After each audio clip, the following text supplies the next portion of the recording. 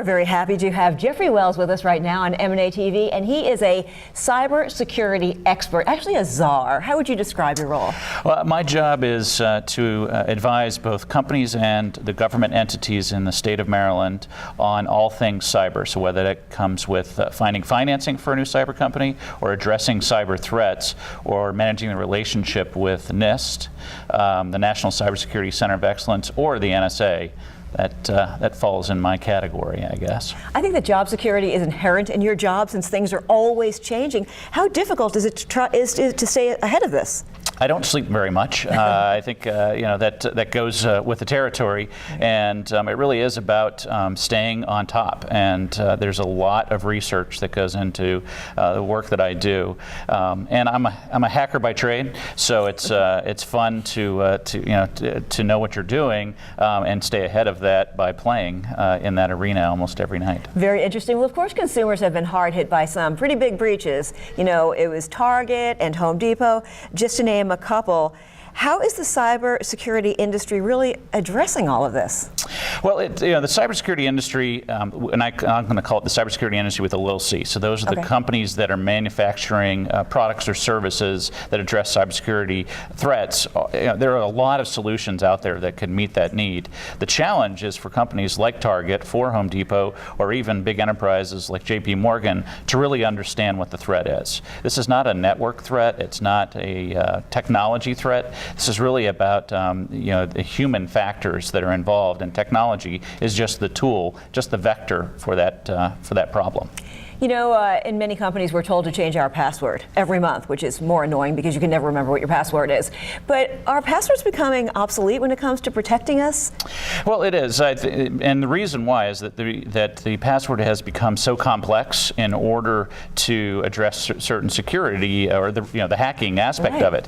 And so as people have tried to adapt to those complex passwords, they're going around the system. So they're putting notes on their laptops, or they're using very common phrases or terms that are easy to identify. And so I think that's one of the other key factors of cybersecurity, is that it's really about don't ask the user to change, use technology to adapt to the user, not vice versa.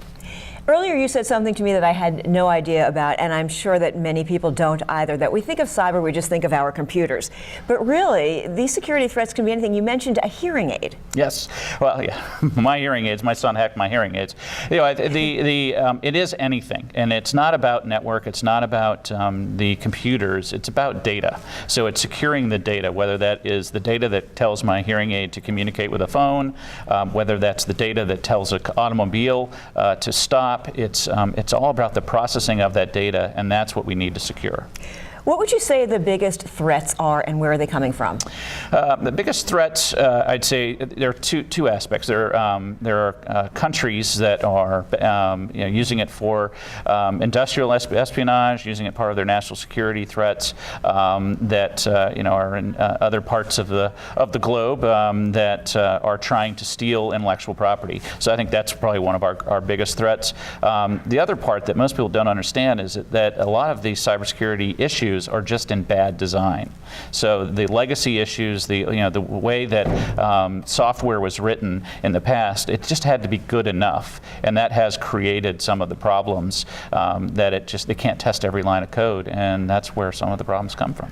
It's a vulnerability there. Vulnerability everywhere. Yeah. Okay, so we all know about the NSA scandals in the U.S., and the question that many people asked when they were watching the evening news and they heard all about this was, a guy like Edward Snowden, how did he get his hands on so much data? I guess it goes back to the passwords, right? It goes back to the passwords.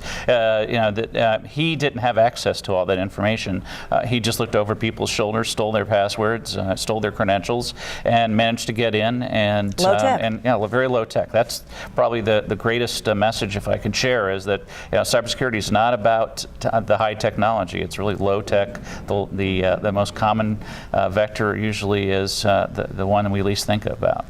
The weakest link. The weakest link. Amazing. Humans. Wow. Jeffrey, so interesting to have you with us. Thank you very much. Learned a lot about cybersecurity. I appreciate it. Thank you. Thank you.